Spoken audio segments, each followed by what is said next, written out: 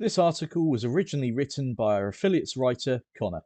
Ahead of the game's full release, I recently attended Nintendo UK's hands-on preview for Metroid Prime 4 Beyond. There, I got to spend roughly 20 to 25 minutes playing through the opening part of the game and then diving into a portion of the Fury Green jungle area on Planet Viewros. While I won't go into any story specifics from the opening sequence, it immediately sets the stage for what's to come and smoothly reintroduces players to the series' blend of exploration, scanning, and combat.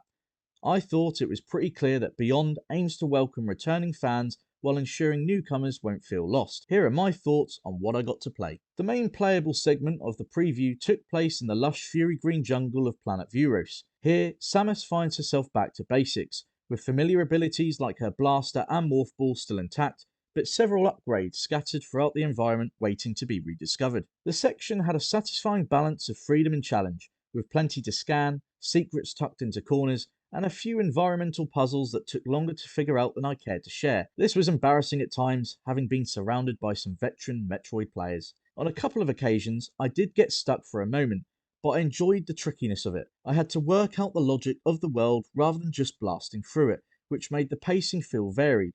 Chilled and exploratory one minute, then chaotic the next when combat kicked in. One element that, unfortunately, soured the tone of the exploration was meeting Miles McKenzie. His demeanour and general chattiness were annoying, and I was slightly concerned about him tagging along for the journey after finding him in the jungle.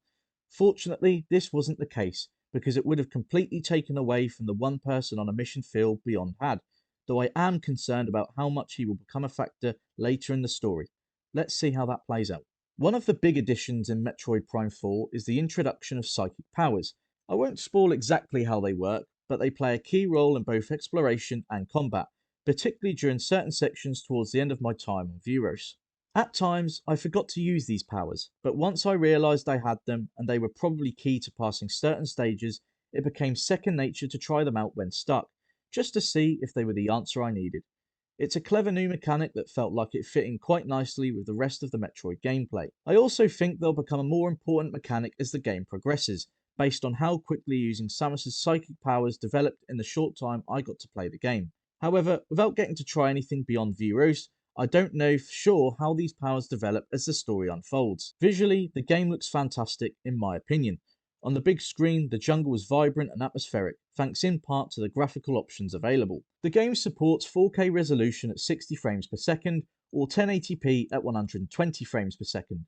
In both modes, I thought Beyond felt smooth and fluid, with no stutter or lag to speak of during any of the gameplay I got to experience. It was also easy to switch between the quality and performance modes via the in-game settings. It's also worth noting that I primarily used the Pro controller for my session when docked, or the Joy-Cons attached in brief periods where I opted to use the Switch 2 in handheld mode. However, Metroid Prime 4 also supports gyro aiming and even mouse controls for more precise tracking, capitalising on one of the Switch 2's new features over the original. Though I'm not much of a keyboard and mouse player myself, I definitely think it's a good addition to be able to use the Switch 2's mouse functionality for players who are used to PC-style keyboard and mouse shooters.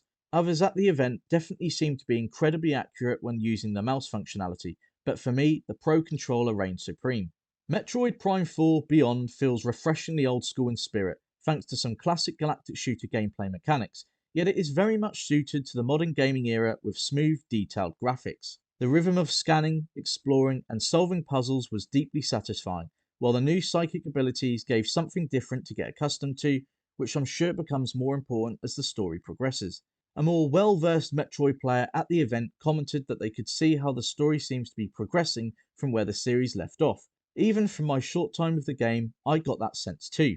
Obviously, this was just a preview, and I can't yet judge the full experience, but what I can say is that I walked away genuinely wanting to keep playing, to dig deeper, and to see how the story unfolds with these quite mysterious psychic powers. For me, Beyond seems to be shaping up to be something special for both longtime fans and newcomers who might have only ever played on a Switch and are itching for a galactic shooter to join Nintendo's lineup. Unfortunately, we will all have to wait a little while longer before we get to play Metroid Prime 4 in its entirety.